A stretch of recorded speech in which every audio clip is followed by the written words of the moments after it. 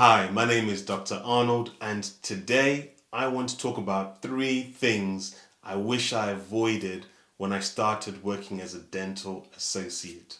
Make sure to subscribe to the Lancashire Smiles page, and if you haven't already, make sure to like this video just so that you can see more content like this for dentists, especially in the UK. The first thing I wish I avoided was spreading myself across 3 different practices. I was finishing my foundation year. I'd been applying for jobs as a dental associate, and what actually came up was a position at a corporate dental practice in Blackpool, not too far from where I live in Preston, and the contract seemed very good. When I went to visit the practice, the staff were very welcoming, and it looked like the place that I was going to start out at.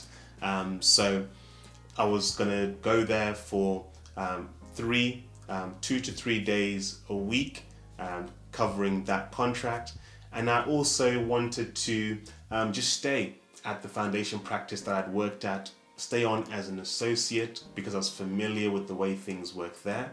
I was familiar with the staff, and I was comfortable in the room that I'd been working for a year as a foundation dentist. So I decided to also stay on at the foundation practice. In that whole process, one of my colleagues had actually said that she would share my CV with another one of the practices that she worked at in Penwortham, so another dental practice.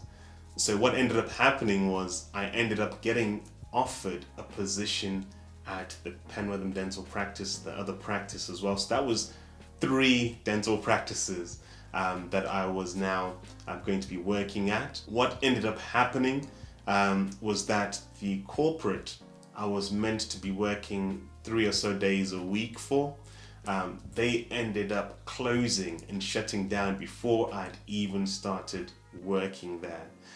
So that meant that I had 1 day sorted out for the practice that I'd been working at, the foundation practice, and I had 2 days that I'd been worked out for Penwortham Dental, the other practice.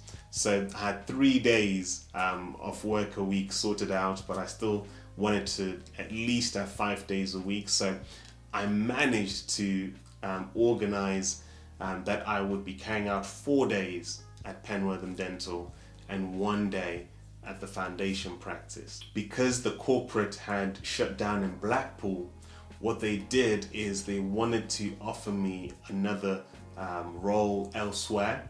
So they ended up offering me a practice in Lancaster, where I would commute for about 45 minutes to get to that practice from Preston to Lancaster.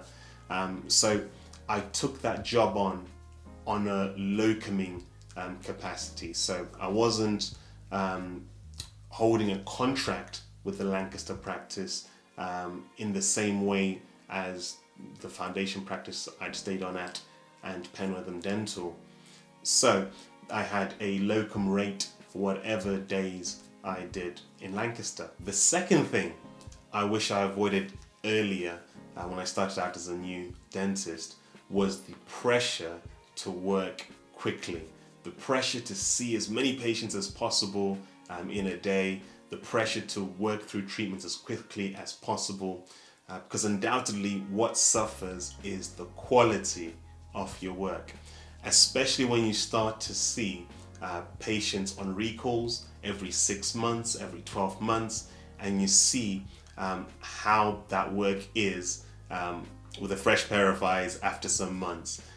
It really humbles you, and it teaches you to slow down and take more time in terms of the work that you're carrying out on your patients. So for me, that's something that I've learned, that I in fact want to see less patients.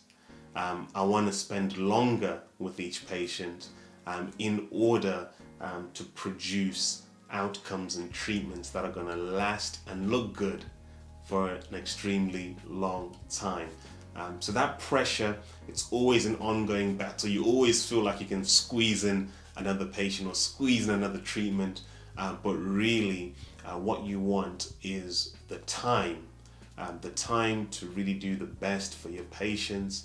And if that means that you can't squeeze in patients and patients are going to have to be booked in another time, then so be it, because it's in improving the quality of your work that you're really going to build a good patient base, a loyal patient base, and it's going to reap dividends in the future. So that's one thing I wish I avoided sooner, trying to do too much too quickly in the early days. The third and final thing I wish I avoided earlier was assuming that my communication was amazing.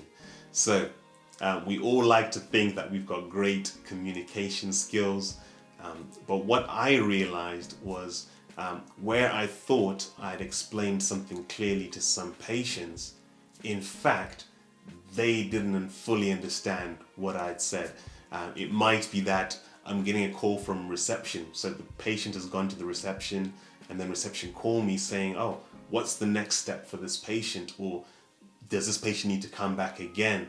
Or when does this patient need to come back again? So having that sort of feedback informed me that my communication could definitely improve.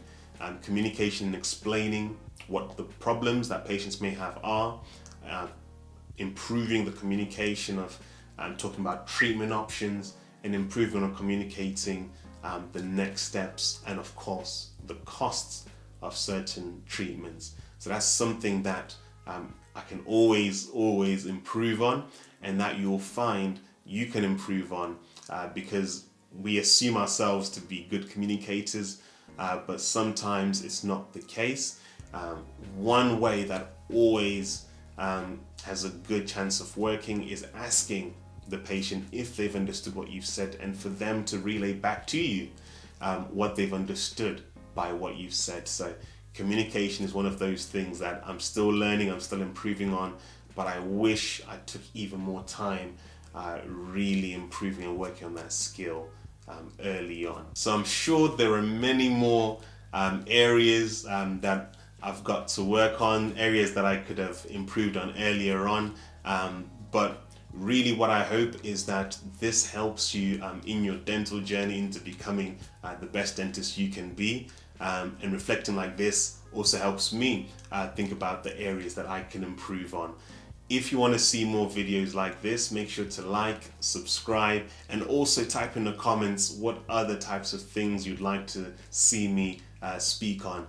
If you're a young dentist or a new dentist, what areas have you found that you can improve on, and what areas were you not so sure you were strong at? Maybe there's something that you've actually found you're quite good at that you didn't realize before.